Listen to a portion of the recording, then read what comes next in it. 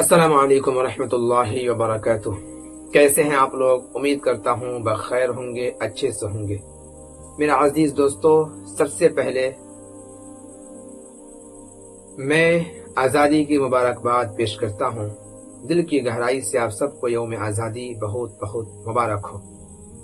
मेरा अजीज दोस्तों, ये बहुत ख़ास दिन है जिस दिन हमारा वतन अंग्रेज़ों के नापाक चंगुल से, अंग्रेजों के नापाक शिकंजे से आजाद हुआ।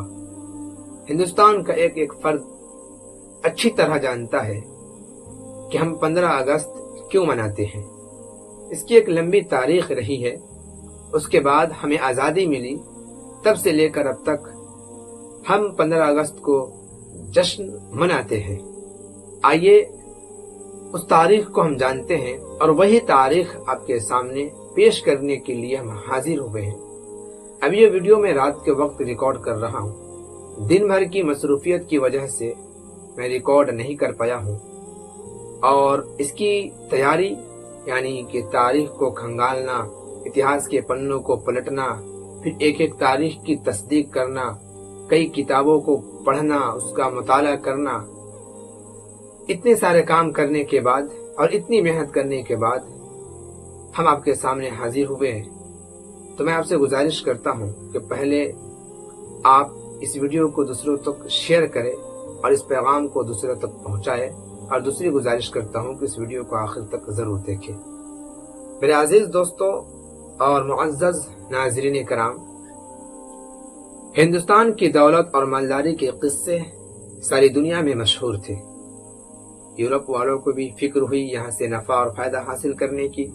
चुनांचे पुर्तगाल का एक शख्स वास्को डी गामा समुद्र के रास्ते से कालीकट पहुंचता है। इसके बाद समुद्र का एक नया रास्ता, भारत पहुंचने के लिए समुद्र का एक नया रास्ता दुनिया के सामने आया हो जाता है, जाहिर होता है। फिर वहां पुर्तगाल के बाद फ्रांस के लोग, जर्मनी, हाईलैंड, इंग्लिस्तान यानी इंग्लैंड, वहां से लोग आते हैं, तिजारत की गर्ज से तिजारत करते हैं। लेकिन फ्रांसीसियों और अंग्रेजों के अलावा सारे लोग ज्यादा दिन टिक नहीं पाते हैं। उन लोगों के कदम उखड़ जाते हैं, वो लोग चले जाते हैं। कुछ दिनों के बाद फ्रांसीसी भी चले जाते हैं। अब अंग्रेजों के लिए रास्ता बिल्कुल साफ और क्लियर हो जाता है। 1600 ईस्वी खत्म होते होते अंग्रेज यहाँ पहुंच चुके थे। अंग्रेजों ने अपनी तिजारती कोठी सबसे पहले गुजरात के मशहूर शहर सूरत के अंदर कायम की, जो 1612 ईस्वी में कायम की गई, जिसका नाम ईस्ट इंडिया कंपनी रखा गया। अच्छा खासा नफा हुआ, फायदा हुआ, तिजारत में वो लोग तरक्की भी किए। अब और तरक्की करना चाहते थे। उस वक्त मुंबई शहर की तरफ, मुंबई शहर पर हिंदुस्तानी हुक्मरानों को कोई खास तवज्जो नहीं थी। अंग्रेजों ने देखा कि जगह अच्छी है। अंग्रेजों ने उस जगह को 1661 ईस्वी में पट्टे पर ले लिया और 1667 ईस्वी में अपनी ईस्ट इंडिया कंपनी को सूरत से मुंबई मुंतकिल किया। ये तो दुनिया को, बल्कि हिंदुस्तान को दिखाने के लिए तिजारत कर रहे थे, बादशाहों को दिखाने के लिए तिजारत कर रहे थे कि हम तिजारत कर रहे हैं। लेकिन हकीकतन इनकी नीयत खराब थी। ये अंदर ही अंदर अपनी फौज तैयार कर रहे थे और फौजी किले तामीर कर रहे थे। जब इस बात का इल्म मुगल बादशाहों को हुआ है, तो मुगल बादशाहों ने फौरी तौर पर हुक्मनामा जारी किया है कि जल्द अज जल्द अंग्रेज सरबराह को, अंग्रेजों के सरकर्दा लोगों को, लीडरान को गिरफ्तार किया जाए, कंपनी पर रोक लगाई जाए और उनकी तिजारत को बंद किया जाए। फौरन इस हुक्म पर पूरे देश में अमल किया गया। कुछ साल गुजरे थे कि अंग्रेजों को बहुत नुकसान हुआ, उनकी कंपनी बड़ी घाटे में गई। 1690 ईस्वी में कंपनी के वकाला ने, कंपनी के मैनेजर ने, कंपनी के वकीलों ने, जिम्मेदारों ने माफी मांगी और ये कहा कि हम आज के बाद से हिंदुस्तान की सियासत में दखल अंदाजी नहीं करेंगे, हमें यहाँ पे तिजारत करने की इजाजत दी जाए। चुनांचे 1690 ईस्वी में फिर उनको दोबारा इजाजत मिली है। अपनी तिजारत करने लगे। लेकिन जब 1707 ईस्वी में बादशाह औरंगजेब का इंतकाल हुआ है, फिर ये लोग اپنی سازش شروع کر دیے اور ہندوستان کی سیاست میں دخل اندازی کرنے لگے اور چھوٹے چھوٹے راجا کو اپنے انڈر اور اپنے ماتحت کرنے لگے، پیسے کی لالچ دے کر، کرسی اور عہدے کی لالچ دے کر۔ میرے عزیز دوستو، انگریزوں اور ہندوستانیوں کے درمیان جو سب سے پہلی جنگ ہوئی ہے، سب سے پہلی لڑائی ہوئی ہے، وہ لڑائی پلاسی کے میدان میں ہوئی ہے نواب سراج الدولہ کی فوج سے۔ اس کا پس منظر یہ ہے کہ انگریزوں نے بغیر کسی وجہ کے سمندری راستے سے نواب سراج الدولہ جو بنگال کے نواب تھے ان کی حکومت پر حملہ کر دیا۔ اب یہ نواب سراج الدولہ کو کب برداشت ہوتا؟ نواب سراج الدولہ 70,000 فوج کے ساتھ پلاسی کے میدان میں اترے ہیں۔ ادھر سے 3,000 کی فوج انگریزوں کی تھی، 70,000 کی فوج صرف 3,000 کی فوج سے شکست کھا گئی ہے۔ کیوں؟ اپنوں کی غداری کی وجہ سے۔ نواب سراج الدولہ کے اپنوں نے نواب سراج الدولہ سے غداری کی اور اپنے ایمان کو، اپنے ضمیر کو انگریزوں سے بیچ دیا، جس کی وجہ سے نواب سراج الدولہ کو شکست ہوئی ہے۔ دوسری جنگ بکسر کے میدان میں ہوئی ہے، یہ 1767 عیسوی میں ہوئی ہے، 1764 عیسوی میں ہوئی ہے۔ یہ لڑائی میر قاسم کی فوج اور انگریزوں کی فوج سے ہوئی ہے۔ میر قاسم کی فوج کی تعداد 50,000 اور انگریزوں کی فوج کی تعداد 7,000۔ یہاں پہ بھی 50,000 فوج کو شکست ہوئی ہے 7,000 فوج کے مقابلے میں۔ یہاں پر بھی میر قاسم کے اپنوں نے میر قاسم سے غداری کی اور اپنے ضمیر کو انگریزوں سے بیچ دیا۔ میرے عزیز دوستو، انگریز دن بدن ہندوستان کے حصے پر، ہندوستان کے سرزمین پر قابض ہوتے گئے، اپنا قبضہ جماتے گئے اور سب سے پہلے اپنے راستے سے مسلمانوں کو ہٹانے کی فکر تھی، مسلمانوں کو ہٹانے کی کوشش میں تھے۔ اس لیے اولاً تو وہ اپنے انڈر کرنا چاہتے تھے، اپنے ماتحت کرنا چاہتے تھے، تاکہ ان کی طاقت سے، ان کی فوج سے ہم فائدہ حاصل کریں اور ان کی مدد سے ہم ان لوگوں سے لڑائی کریں جو ہمارے اگینسٹ میں ہیں، ہمارے خلاف اور ہمارے وروධ میں ہیں۔ نظام دکن کو اپنے ماتحت کر لیا، مرہٹوں کو اپنے ماتحت کر لیا اور بھی بہت سارے راجا کو اپنے ماتحت کر لیا۔ ابھی بھی انگریزوں کے راستے میں بہت بڑی رکاوٹ تھی، اس رکاوٹ کا نام تھا ٹیپو سلطان، جو سلطنت خداداد کے بانی حیدر علی کے صاحبزادے تھے۔ ٹیپو سلطان کے ساتھ انگریزوں کی 4 جنگ میسور کے اندر ہوئی ہے۔ سب سے پہلی جنگ جو ہوئی ہے وہ جنگ 1767 عیسوی میں شروع ہوئی اور 1769 عیسوی تک جاری رہی ہے۔ 2 سال یہ جنگ جاری رہی ہے۔ اس جنگ میں انگریزوں کو شکست ہوئی ہے۔ دوسری جنگ 1780 عیسوی سے 1784 عیسوی تک جاری رہی ہے۔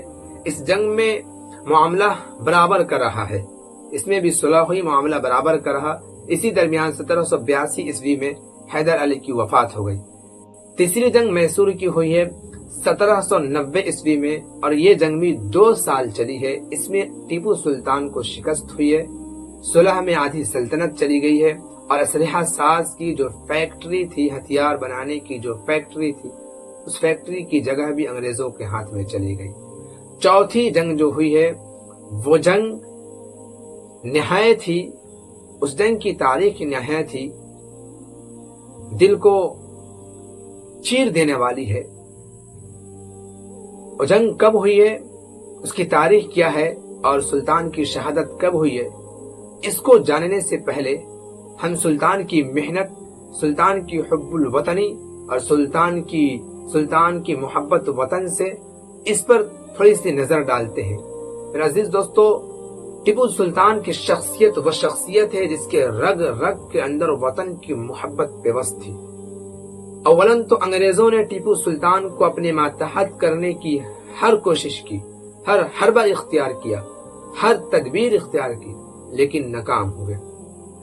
ٹیپو سلطان اپنے وطن کو آزاد کرنے کے لیے، انگریزوں کے ناپاک شکنجے سے چھڑانے کے لیے بڑی محنت کی ہے۔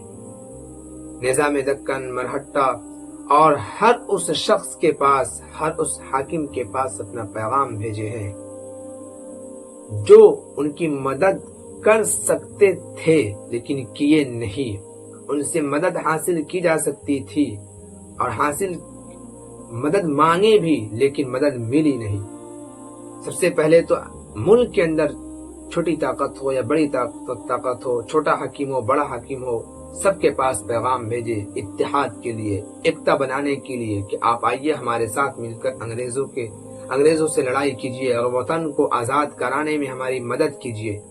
لیکن لوگوں نے مدد نہیں کی، نظام دکن مرہٹہ ان لوگوں نے مدد نہیں کی۔ سلطان نے ملک سے باہر بھی سفیر روانہ کیے، خط روانہ کیے خلافت عثمانیہ کے پاس، ایران، افغانستان، نیپال اور بہت سارے ملکوں نے ڈائریکٹ انکار کر دیا، مدد کرنے سے انکار کر دیا۔ کچھ ممالک تیار تھے لیکن اپنی اندرونی پریشانیوں کی وجہ سے مدد نہیں کر سکے۔ آخر کار 1799 عیسوی مارچ میں یہ جنگ شروع ہوئی ہے اور 4 مئی 1799 عیسوی کو یہ جنگ ختم ہوئی ہے اور اس دن سلطان کی شہادت ہوئی۔ شہادت کے پس منظر کیا ہے، آئیے اس کو تھوڑا جانتے ہیں۔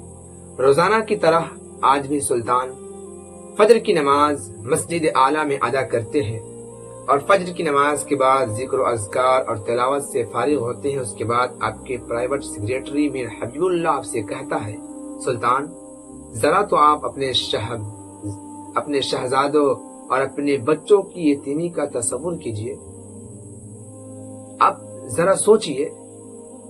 سلطان سمجھ گئے کہ یہ حقیقت میں یہ کہنا چاہتا ہے کہ آپ انگریزوں کی غلامی قبول کر لیجئے، انگریزوں کی بات مان لیجئے اور اپنے آپ کو انگریزوں کے ہاتھ میں ڈال دیجئے، انگریزوں کے ماتحت اپنے آپ کو کر دیجئے۔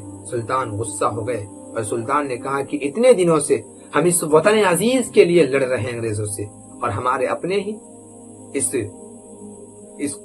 سلطنت کو اور اس وطن کو انگریزوں کے حوالے کرنے میں لگے ہوئے ہیں۔ سلطان غصہ ہو گئے۔ یہ سن کر میر حبیب اللہ خاموش ہو گئے، کچھ نہیں بولے۔ لڑائی شروع ہوئی ہے، دن بھر یہ لڑائی چلی ہے۔ شام کو مغرب سے پہلے جب سورج ڈوبنے کا وقت تھا، سورج غروب ہونے کا وقت تھا، ایک طرف آسمان کا سورج غروب ہوتا ہے، دوسری طرف ہندوستان کا روشن چراغ بجھ جاتا ہے۔ سلطان اپنے گھوڑے طاؤس پر سوار ہو کر لڑ رہے تھے۔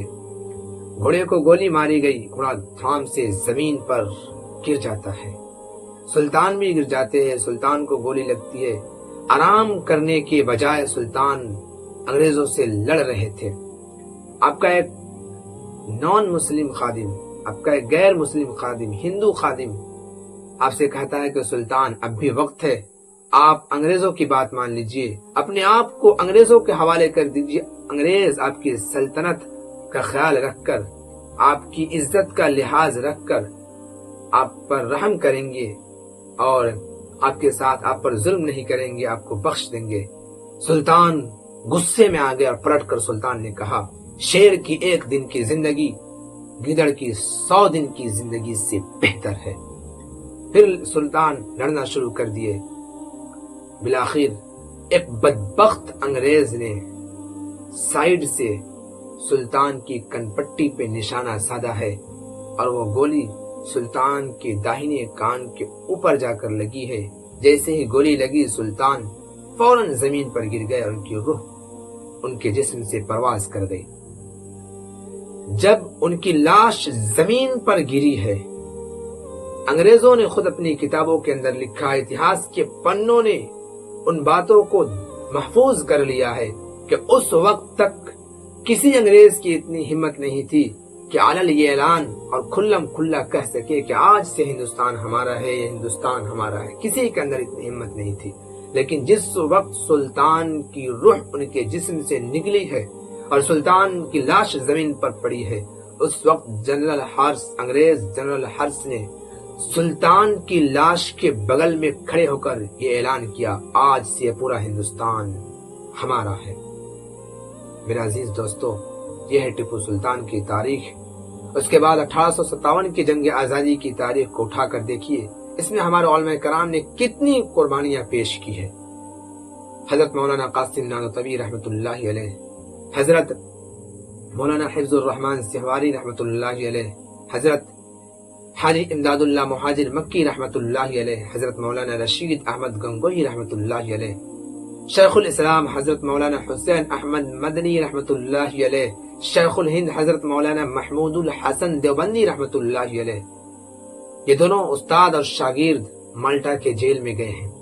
مالٹا کے جیل میں ان کو اذیتیں دی گئی ہے، ان کو تکلیفیں دی گئی ہے، ان سے غلاظتیں اٹھوائی گئی ہے، ان سے گندی نالی صاف کروائی گئی ہے۔ اور تاریخ کی کتابوں کے اندر لکھا گیا ہے کہ اس وقت انگریزوں نے ہندوستان سے مجاہدین کو جو گرفتار کر کے لے گئے تھے، قیدی بنا کر لے گئے تھے، ان کی تعداد کم و بیش 5 یا 6 ہزار تھی۔ میرا عزیز دوستو، بڑی کڑی محنت کے بعد، اپنی جانوں کی قربانی دینے کے بعد یہ وطن عزیز آزاد ہوا ہے۔ میں ابھی بھی ختم نہیں کرتا ہوں، ابھی کچھ تاریخ باقی ہے، آئیے میں اس پر بھی تھوڑی سی توجہ دیتا ہوں، تھوڑی سی نظر ڈالتا ہوں۔ اگر تاریخ کو بیان کی جائے تو میں یہ کہتا ہوں، میں آپ کو بتا دینا مناسب سمجھتا ہوں کہ فجر سے لے کر عشاء تک، پھر عشاء سے فجر تک، پھر فجر سے عشاء تک اگر بیان کی جائے ہندوستان کی تاریخ کو، مسلمانوں کی تاریخ کو، تو ختم نہیں ہوگی، اتنی لمبی تاریخ ہے، لیکن مختصر طور پر میں آپ کے سامنے رکھنے کی کوشش کر رہا ہوں۔ اس کے بعد جلیانوالہ باغ جو ہے، اس باغ کے اندر جو انگریزوں نے ظلم کیا ہے، انگریزوں نے جو گولی چلائی ہے، اس تاریخ کو بھی پورے ہندوستانی جانتے ہیں۔ اگر نہیں جانتے ہیں تو اس تاریخ کو بھی جاننے کی کوشش کیجیے۔ یہ اپریل کے مہینے میں 1919 عیسوی کی بات ہے۔ اس دن جلیانوالہ باغ کو لاشوں سے بھر دیا گیا تھا۔ میرے عزیز دوستو، انگریز جب ہندوستان پر قابض نہیں ہو پا رہے تھے، دیکھ رہے ہیں کہ دن بدن ہندوستانیوں کے دلوں کے اندر آزادی کا شعلہ بھڑک رہا ہے، یہ اپنے وطن کو آزاد کرنے کے لیے، یہ ہم سے لڑنے کے لیے ہر وقت تیار رہتے ہیں۔ ہم اس کا مقابلہ کیسے کریں، ان لوگوں کو کیسے شکست دے اور کیسے ہندوستان پر ہم پوری طرح قابض ہو جائے۔ ہتھیار سے تو لڑ رہے ہیں تو ہم ناکام ہو جا رہے ہیں، کبھی کامیاب ہو رہے ہیں، کبھی ناکام ہو رہے ہیں، کلی طور پر ہمیں کامیابی حاصل نہیں ہو رہی ہے۔ آخر ہم کرے تو کرے کیا؟ بالآخر انگریزوں کے ناپاک نیت اور ناپاک ارادے میں ایک بات آتی ہے، انگریزوں کے خیال آتا ہے کہ ڈیوائیڈ اینڈ رول کا سسٹم، ڈیوائیڈ اینڈ رول کی اسکیم چلائی جائے گی، پھوٹ ڈالو اور شاسن کرو کی نیتی اپنائی جائے، اس سے ہم ان لوگوں پر راج کریں گے، ان لوگوں پر شاسن کریں گے، یہ لوگ آپس میں لڑتے رہیں گے اور ہم ان پر شاسن کرتے رہیں گے۔ چنانچہ اس نظریہ کو سامنے رکھتے ہوئے 1900 عیسوی میں انگریزوں نے سب سے پہلے اس چال کو چلی ہے، پھر 1903 عیسوی میں انگریزوں نے دوسری چال چلی ہے۔ پہلی چال ہندو بھائیوں کے لیے، دوسری چال مسلمانوں کے لیے، اور اس طرح کر کے انگریزوں نے ہندو اور مسلمانوں کے درمیان نفرت پیدا کر دی۔ اس کے بعد سے لے کر اب تک ہندوستان میں ہندو مسلم کو لے کر نفرت گرم ہے، نفرت کا ماحول گرم ہے۔ میرا عزیز دوستو، انگریز یہ چال چل کر چلے گئے، لیکن ہمارے ملک کے اندر نفرت کے بیج بو کر گئے، جو اب تک ہمارے ملک کے اندر ہے۔ اور اس وقت تو یہ چنگاری تھی، آج آگ کی شکل اختیار کر لی ہے۔ بڑی افسوس کی بات ہے میرے عزیز دوستو، میں اس پر بھی بات کروں گا، لیکن پہلے آئیے اپنی تاریخ پر بات کر لیتے ہیں، اور آزادی 15 اگست 1947 تک کیسے پہنچے ہیں، یہاں تک پہنچ کر اس کے بعد پھر موجودہ حالت پر ہم بات کریں گے کہ آج ہمارے ساتھ ایسا ہو رہا ہے، ایسا کیوں کیا جا رہا ہے، ایسا نہیں ہونا چاہیے تھا۔ میرے عزیز دوستو، جب انگریزوں نے اس نیتی کو اپنایا، پھوٹ ڈالو شاسن کرو، تو ہندو اور مسلموں دونوں کے دلوں کے اندر نفرت پیدا ہونے لگی۔ لیکن یہ اس وقت یہ ماحول اور نفرت کا، ہندو مسلم نفرت کا ماحول زیادہ گرم نہیں تھا، بلکہ ایک چنگاری تھی۔ انگریز کو اس میں کامیابی حاصل ہو گئی، انگریز بہت خوش تھے کہ ہم کامیابی حاصل کر لیے۔ اس کے بعد 1947 عیسوی تک، اس درمیان میں 45 سال اور 47 سال کا جو عرصہ گزرا ہے، اس میں بھی بہت ساری لڑائیاں ہوئی ہیں، بہت ساری قربانیاں پیش کی گئی ہے۔ مہاتما گاندھی، مولانا ابوالکلام آزاد اور بھی بہت سارے مجاہدین آزادی تھے، سب نے بہت ساری قربانیاں پیش کی۔ آخرکار ہمارا وطن عزیز 15 اگست 1947 کو آزاد ہوا۔ 14 اگست کی درمیانی رات تقریباً 11:57 پر پنڈت جواہر لال نہرو جی کا بھاشن شروع ہوا ہے، اور ٹھیک 12 بجے ریڈیو کے ذریعے یہ اعلان کیا گیا کہ آج سے ہندوستان آزاد ہے۔ معزز ناظرین کرام، اس وقت سے لے کر اب تک ہم یوم آزادی کا جشن مناتے آ رہے ہیں اور سارے ہندوستانی خوش و خرم ہو کر اس جشن کو مناتے ہیں۔ لیکن آئیے اب میں موجودہ دور پر آتا ہوں۔ لیکن کیا ہمارا دیش آزاد ہے؟ غلامی سے لے کر آزادی تک کی تاریخ ابھی آپ نے سن لیا، لیکن اب آزادی سے غلامی تک کی تاریخ سنیے۔ ہاں، آزادی سے غلامی تک آپ نے صحیح سنا۔ ہمارا دیش 15 اگست 1947 کو آزاد ہوا، پھر ایک سمویدھان تیار کیا گیا، اس سمویدھان کو لاگو کیا گیا، اس سمویدھان کے تحت ہر ایک ہندوستانی کو اس کو اپنے مذہب کے مطابق عمل گزارنے کا حق دیا، اپنے مذہب کے مطابق زندگی گزارنے کا حق دیا گیا، اپنی مذہبی آزادی کی حق دی گئی۔ فنڈامنٹل رائٹس جو ہر ایک ہندوستانی کی ہے، فنڈامنٹل رائٹس بھی کچھ تو چیز ہے، کوئی چیز ہے، یہ بھی تو کوئی چیز ہے۔ فنڈامنٹل رائٹس ہمارے بنیادی حقوق بھی تو کچھ چیز ہے، یہ ہر ایک ہندوستانی کی بنیادی حقوق ہے، کچھ نہ کچھ حقوق ہے۔ وہ حقوق ہم سے آج چھیننے کی کوشش کی جاتی ہے، اور موجودہ حکومت جو بی جے پی کی حکومت ہے، یہ حکومت آئے دن نئے نئے قوانین پاس کر کے، نئے نئے قانون لا کر، کبھی یو سی سی لا کر، کبھی این آر سی لا کر، اور اسی طرح کبھی وقف ایکٹ لا کر ہمارے مذہب پر اور ہمارے عبادت گاہوں پر ڈائریکٹ حملہ کرنے کی کوشش کرتی ہے یہ حکومت۔ اور یہ حکومت یہ کہتی ہے کہ مسلمانوں کے فائدے کے لیے لا رہے ہیں۔ یہ کون سا فائدہ ہے کہ جس کے فائدے کے لیے آپ لا رہے ہیں وہی لینے کے لیے تیار نہیں ہے۔ میرے عزیز دوستو، اور بڑے افسوس کی بات ہے کہ ایک شخص اٹھتا ہے، ایک نیتا، اور یہ کہتا ہے، یہ کہتی ہے کہ دراصل ہندوستان تو آزاد ہوا 2014 میں، اس سے پہلے غلام تھا۔ یہ کیا بات ہوئی بھائی کہ جب نریندر مودی جی آئے تو ہندوستان آزاد ہوا، اس سے پہلے غلام تھا؟ بلکہ میں تو یہ کہتا ہوں کہ ہم نے جو آزادی، جس آزادی کو ہم نے اتہاس کے اندر پڑھا ہے، جس آزادی کو ہم نے سمویدھان کے اندر پڑھا ہے، جو آزادی ہمیں 15 اگست 1947 عیسوی کو ملی، جو آزادی ہمیں گاندھی جی نے دلوائی تھی، وہ آزادی تو ہمیں نظر نہیں آ رہی ہے۔ آج بھی ہم سے ہماری مسجدیں چھینی جا رہی ہے، ہم سے ہمارے مقبرے چھینے جا رہے ہیں۔ ابھی کچھ دن پہلے کی بات ہے، یو پی کے اندر فتح پور میں جو بتایا جا رہا ہے نواب عبدالصمد کا جو مقبرہ ہے اس پر حملہ کیا گیا ہے، اور یہ خبر بھی سچ ہے، اور وہاں پہ پولیس کھڑا ہو کر تماشا دیکھ رہی ہے۔ میں یہ نہیں کہتا کہ پولیس یہ سارے کام کروا رہی ہے، لیکن پولیس کھڑے ہو کر تماشا تو دیکھ رہی ہے، ان کو روک نہیں رہی ہے پولیس۔ اور دوسری طرف جب مسلمان آگے بڑھ رہے ہیں تو ان کو لاٹھیوں سے بھگایا جا رہا ہے، ان پر بندوقیں تانی جا رہی ہے، انہیں ڈرایا جا رہا ہے۔ یقیناً پولیس یہ کر رہی ہے تاکہ امن و شانتی کا ماحول بنے رہے۔ پولیس یہ کام کر رہی ہے کہ مسلمانوں کو ایک طرف روکا جائے تاکہ امن و شانتی کا ماحول بنے رہے۔ آپ نے اچھا کام کیا، لیکن دوسری طرف بھی تو آپ روکیے کہ کس طرح اس پر لوگ توڑ پھوڑ کر رہے ہیں، اس مقبرے کی دیواروں کو توڑ رہے ہیں۔ اس پر کیا سرکار ایکشن نہیں لے گی؟ کیا اس پر کارروائی نہیں کی جائے گی؟ جبکہ ایک طرف راہل گاندھی جی پورے دیش کے لیے، جنتا کے لیے ووٹ کو لے کر روڈ پر اترے ہوئے ہیں اور جنتا کے لیے آواز اٹھا رہے ہیں۔ پوری جنتا کی توجہ ووٹ پر ہے۔ راہل گاندھی جی نے جس مدعا کو لے کر آگے بڑھا اس مدعے پر ہے۔ اب پھر اس مدعے سے جنتا کا دھیان ہٹانے کے لیے ایک نیا مدعا کھڑا کرنے کی کوشش کی جا رہی ہے۔ میرے عزیز دوستو، یہ ہندوستان کے اندر ہو کیا رہا ہے؟ ہم آزادی منائیں تو کس چیز کی آزادی منائیں؟ آج جب ہم دن بھر فیس بک پر، انسٹاگرام پہ، یوٹیوب پہ، واٹس ایپ اسٹیٹس پہ اپنے دوستوں کو اور بھی بہت سارے ہندوستانیوں کو ہم نے دیکھا کہ یوم آزادی کے جشن پر اسٹیٹس لگا رہے ہیں، اسٹوری لگا رہے ہیں، ریلز شیئر کر رہے ہیں، تو میں یہ سب دیکھ کر ہم سوچ رہے تھے، دن بھر ہمارے ذہن میں بات چل رہی تھی کہ آخر ہم آزادی کس خوشی میں منائیں؟ کس خوشی میں جو آزادی ہمیں ملی تھی وہ آزادی اب ہمارے پاس نہیں ہے، جو حقوق ہمارا سمویدھان نے ہم کو دے رکھا ہے وہ حقوق ہم سے چھیننے کی کوشش کی جا رہی ہے، تو پھر ہم آخر کس خوشی میں آزادی منائیں؟ ذرا ہمیں آپ یہ بتائیے۔ ہم سے پھر تو آزادی چھیننے کی کوشش کی جا رہی ہے نا، ہمیں پھر غلام بنانے کی کوشش کی جا رہی ہے۔ جو آزادی ہمیں ملی اس آزادی سے پھر غلامی کے گہری کھائی میں ہمیں دھکیلنے کی کوشش کی جا رہی ہے.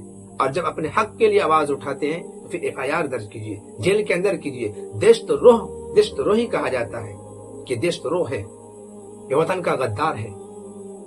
عجیب ماجرا ہے. جس نے وطن کے لیے اپنی جان کی قربانیاں پیش کی ہیں. جائیے انڈیا گیٹ کے اوپر دیکھیے, زیادہ تر نام آپ کو مسلمانوں کے ملیں گے. واہ رے, جب گلستہ کو خوں کی ضرورت پڑی سب سے پہلے ہماری ہی گردن کٹی. جب گلستہ کو خوں کی ضرورت پڑی سب سے پہلے ہماری ہی گردن کٹی. اب یہ کہتے ہیں اہل چمن, یہ چمن ہمارا ہے تمہارا نہیں. جب اس ہندوستان کو خون کی ضرورت پڑی تو سب سے پہلے میدان میں مسلمان اترے ہیں. آج یہی ہم سے کہتے ہیں کہ مسلمانوں نے اس ملک کو کیا دیا ہے. آج کے دن نریندر مودی جی جس جگہ پر کھڑے ہو کر جھنڈا فرائے ہیں اس کی تاریخ کو بھی پڑھ لیتے کہ اس کو بھی مسلمانوں نے دیا ہے. یہ پورے ہندوستان میں اس مسجد کے نیچے بھگوان کو کھوجیے, اس مسجد کے نیچے بھگوان کو کھوجیے. اور ایک نے تو کہا کہ سپریم کورٹ کے نیچے پتہ نہ کون بھگوان ہے. آپ اپنے بھگوان میں آستھا رکھتے ہیں, اپنے جس بھگوان میں بھی آستھا رکھتے ہیں رکھے, اس سے ہم منع نہیں کر رہے. آپ اپنے مذہب پر کھل کر عمل کریں. ہر مذہب کے لوگوں کو اپنے مذہب پر عمل کرنے کی اجازت دی گئی ہے اس دیش کے اندر. آپ عمل کریں, اس سے کوئی روک ٹوک نہیں ہے. لیکن دوسروں کے مذہبی معاملات میں دخل اندازی تو آپ نہ کریں. دوسروں کے مسجدوں پر حملہ نہ کریں. آپ دوسروں کے مقبرہ پر, مزار پر, مدارس پر, مکاتب پر, قبرستان پر حملہ تو آپ نہ کریں. اس طرح کر کے آپ کیا ثابت کرنا چاہتے ہیں؟ یہی کہ پورے ہندوستان میں ادھر کھودے ادھر کھودے. ایک کام کیجئے, ایک تحریک چلائیے. ہندوستان کھودو, ایک تحریک چلائیے. اور اس کے تحت سب سے پہلے اس کی شروعات سنسد بھون سے کیجیے. اور سنسد کو کھودیے, اس کے اندر بھی بھگوان کو تلاشیے. اس کے بعد سپریم کورٹ کو کھودیے. اس طرح کر کے اب پورے ہندوستان کو کھودیے اور ہندوستان کھودو, ایک تحریک چلائیے. چلنی چاہیے ایسی تحریک. جب آپ لوگوں کی مانسکتا ایسی بنی ہوئی ہے تو ایسی تحریک یقیناً چلنی چاہیے. ہندوستان کھودو, بھارت کھودو, تحریک چلاؤ. ہندوستان کے اندر ترقی کی بات نہیں ہو رہی ہے. کتنے ڈگری ہولڈرز بیٹھے ہوئے ہیں, ڈگری ہولڈرز کتنے بیٹھے ہوئے, بے روزگار بیٹھے ہوئے, ان کے لیے بات نہیں ہو رہی ہے. اور یہاں پر ہندو مسلم ماحول کو کریٹ کیا جا رہا ہے اور اندھکت بنے جا رہے ہیں. اب سرکار سے سوال کیجئے بے روزگاری کو لے کر. اب سرکار سے سوال کیجئے نا, کب تک آپ ہندو مسلم میں لگے رہیں گے؟ اس طرح کر کے آپ کو جال میں پھنسانے کی کوشش کی جا رہی ہے. آپ کو ایجوکیشن سے اور علم سے دور رکھا جا رہا ہے. نہ آپ پڑھیں گے نہ سرکار سے سوال کریں گے. سرکار سے سوال کرنا آپ کا حق ہے. اگر آپ سرکار سے سوال کر رہے ہیں کسی بات پر, اگر سرکار کوئی غلط کام کر رہی ہے, سنویدھان کے خلاف کام کر رہی ہے, تو سرکار کے خلاف بولنا آپ کا حق ہے, بول سکتے ہیں. لیکن آج بولنے پر بھی پابندی لگا دی گئی ہے. اگر کچھ بولا جائے فوراً جیل میں ٹھونس دیا جاتا ہے, فوراً FIR درج کر دیا جاتا ہے کہ نہیں بولنا ہے. اگر کسی کے سپورٹ میں بولے, اگر انہی کے سپورٹ میں بولے, کھاؤ غلط ہی کام کیوں نہ کرے تو ٹھیک ہے, دیش بھکت ہے. اگر وہ غلط کام کر رہے ہیں ان کے وروਧ میں بولے, ان کے اگینسٹ, ان کے خلاف بولے تو دیش دروہ ہے. یہ کیا چل رہا ہے پورے دیش کے اندر بھائی؟ میرے عزیز دوستو, ہم نے جو ابھی باتیں کہی ہے ان باتوں پر غور و فکر کرنے کی ضرورت ہے. بس اتنی ہی بات آپ سے کہنی تھی. اب میں اپنی بات ختم کرتا ہوں. جے ہند.